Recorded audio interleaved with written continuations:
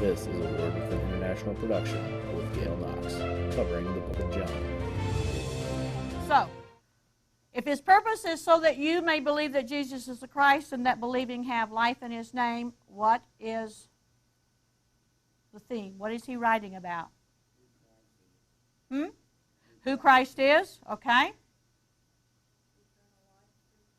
Eternal life through Christ. Okay. Anybody else venture a...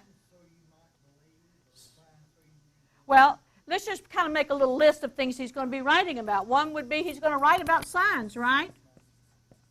Okay, because that's in the statement if you get back to verse 30, in the first part of verse 31. What else? You said eternal life.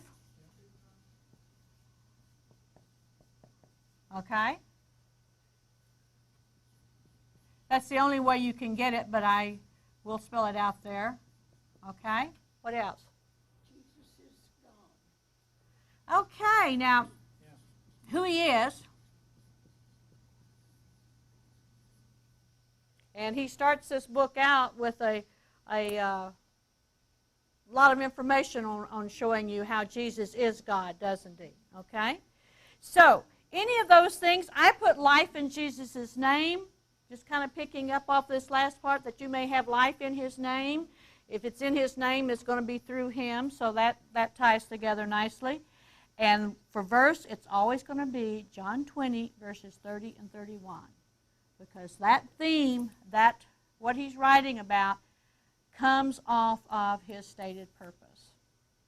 Couldn't be any clearer than it is in the book of John.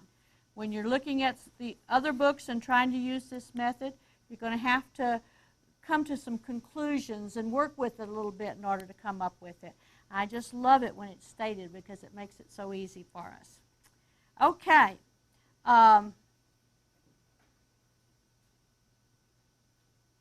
You know, I did put theme separate on this one. Excuse me, okay.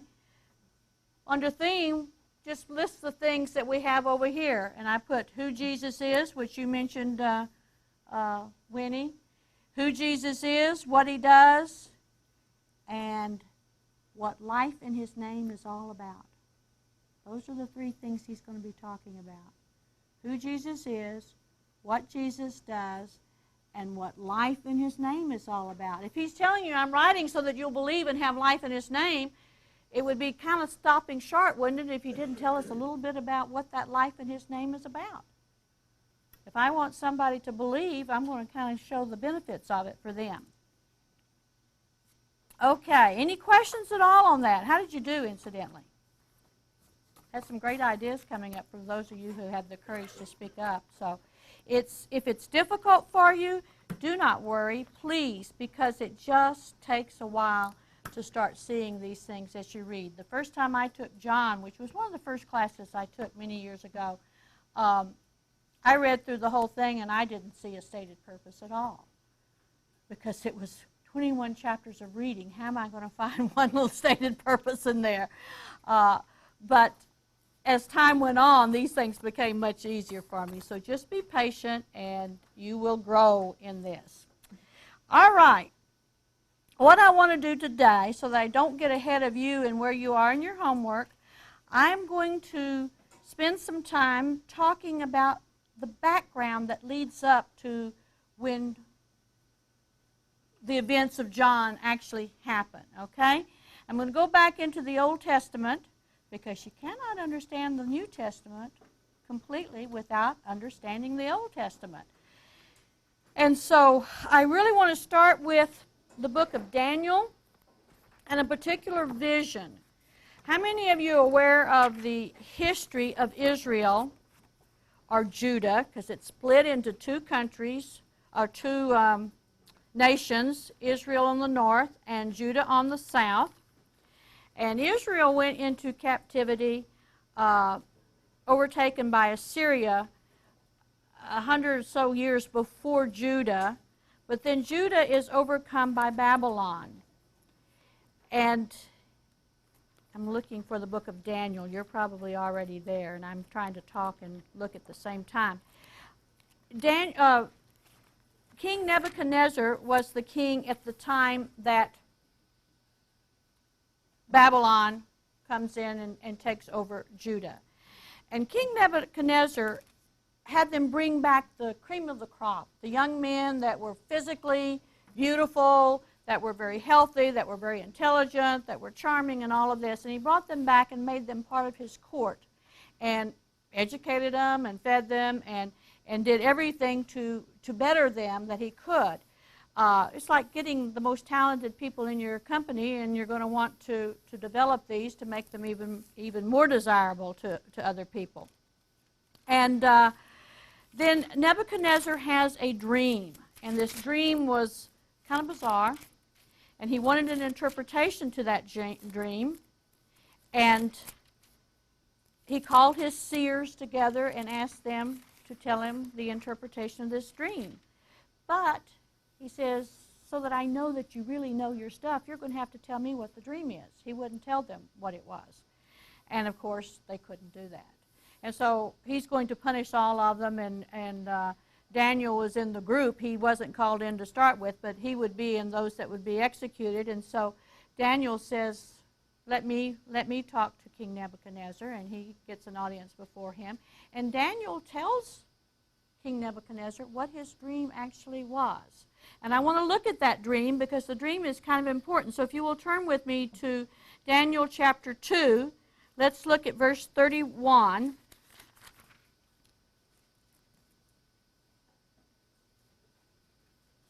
Where Daniel is actually telling Nebuchadnezzar what is involved in Nebuchadnezzar's dream.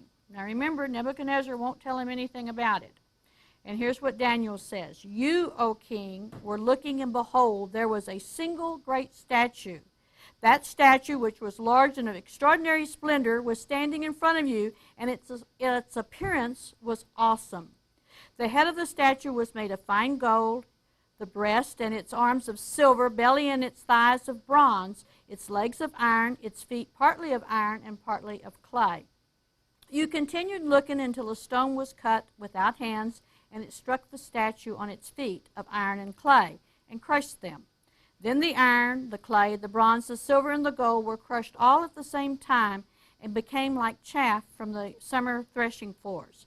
And the wind carried them away, so that not a trace of them was found. But the stone that struck the statue became a great mountain and filled the whole earth. Do you think Daniel was guessing as to what this dream was? I mean, the detail is incredible, and there's no way anybody could come up with such a bizarre dream, could they? No, Daniel had gathered his friends together and said, let's pray about it. And they prayed, and he prayed, and God revealed then through the Spirit what this dream was. So let's just get we need to get a quick little diagram on the board. Once upon a time, I used to draw this out in detail, and I'd come in on a Saturday before Sunday class and draw all this on the board and get it out. And now I think it works just good to just kind of do a wild sketch of it, okay? Can you live with that? Okay. We'll get it down like this. And I always run out of room before I get to the feet, so he just kind of stubby there, all right? So let's label what we know from the dream itself. What's the first thing the dream tells us? Daniel tells Nebuchadnezzar his dream is the head and shoulders, okay? And what about them? They're made of gold, okay? And then what's the next one? The chest and what? Chest and arms would be silver. Now's where I'm going to run into room. What's the next one? Belly and thighs. Well, it's not too bad. It's bronze. And finally, legs of iron and clay, okay? And then finally, the feet were what? This one is just iron, and then the feet are iron and clay, okay?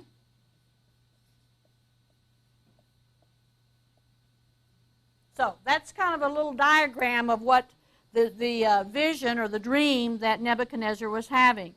Then Daniel interprets this dream, and we pick that up at verse 36. This was the dream. Now we shall tell its interpretation before the king. You, O king, are the King of kings, to whom the God of heaven has given the kingdom, the power, the strength, and the glory. And wherever the sons of men dwell, or the beasts of the fields, or the birds of the sky, he has given them into your hand, and has caused you to rule over them all. You are the head of gold. So, we have a part of the interpretation, and it's what? What does the head of gold represent? Nebuchadnezzar.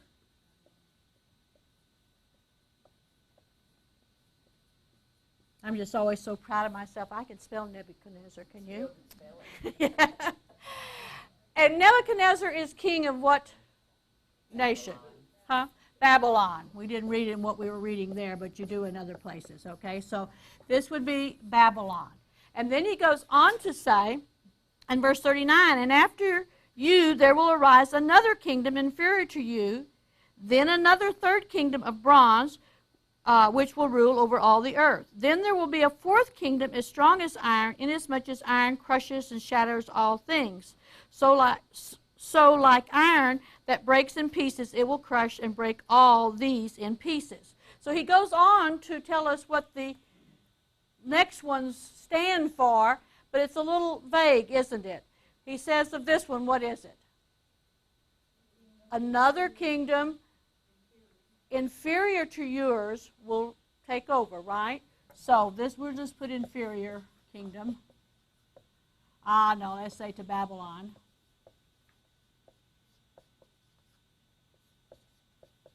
And then the next one. That's the easy way to do it. And then, basically, it really just keeps going on and tells us there's a third, there's a fourth, and they're going to end up crushing. In fact, this is the one they tell us is going to end up crushing everything in sight. But actually, all of these do. It's just one kingdom after another taking over. So the dream is all about 4 world empires that are being prophesied. Then we get to this last one, which is a little different, and we're not going to go into it much today. That's reserved for a study of Daniel or a study of Revelation. But what does he say about it here?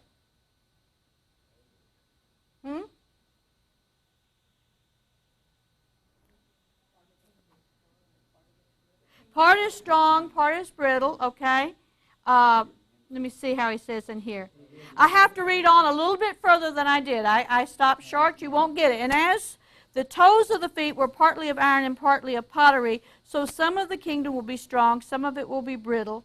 And in that you saw the iron mixed with common clay, they will combine with one another in the seed of men, and they will not adhere to one another, even as iron does not combine with pottery. So in here we have 10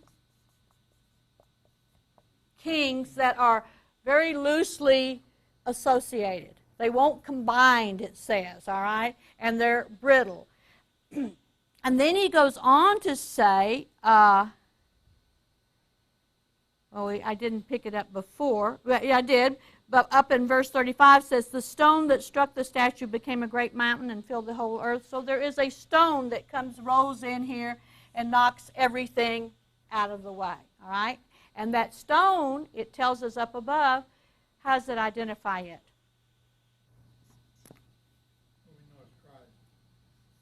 Yeah, but what does it say? We know it's made without hands. Well, if it's made without hands, how is it made? They're trying to tell you that this is made by God. This is from God, okay? And so Rodney was absolutely correct. It's Christ. And so Christ comes in and his kingdom takes over all the others. Now that's where it gets very involved, and we don't need it for this study, but we do need to know who these are right here to get the history of Israel in here. So, that's one of those I got excited about when I learned Christ was the Son. I can remember, oh man, I was joyous when I figured that one out. well, it's something to get excited about, isn't it? Christ is the rock. He is the stone made without human hands. And what's he going to do? He's going to crush all the others. Has he done that yet? No. If it's God's prophecy, if it hasn't come true yet, what do we know about it?